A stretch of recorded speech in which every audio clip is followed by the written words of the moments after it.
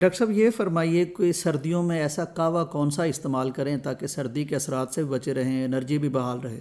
صرف چائے چھوڑ دیں ٹھیک. اور آپ کے گھر میں جتنے مسالے ہیں، مثلا ادرک کا قہوہ پئیں، لہسن کا قہوہ پئیں، ان دونوں کو مکس کر کے اس کا قہوہ پئیں، دار چینی کا قہوہ پئیں، سونف کا قہوہ پئیں، زیرے کا قہوہ پئیں. آپ کے پاس جتنے گھر میں سبزیاں آتی ہیں اس کو مکس کر کے اس کا جس کو آپ لوگ سوپ کہتے ہیں، یہ بھی تو قہوہ ہی ہے. بہترین.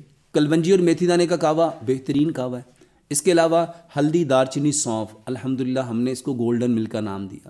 اور پوری دنیا میں الحمدللہ ثم الحمدللہ ایسے لوگ جو کہتے تھے کہ مسلز پین جاتی نہیں، مسلز پین جاتی نہیں، سردیوں میں ہلدی، دار چینی، سونف 100 گرام لیں، اس کو گرائنڈ کریں، اس کا پاؤڈر بنائیں. ایک چائے کا چمچ ایک گلاس دودھ میں ڈالیں، 2 سبز الائچیاں، 2 لونگ ڈالیں، اس کو اتنا پکائیں کہ 1 گلاس دودھ پونا رہ جائے. اس میں شہد اگر آپ افورڈ کر سکتے ہیں تو اس میں 1 چٹکی زعفران ڈال لیں ابالتے ہوئے. سر یہ دودھ لیں.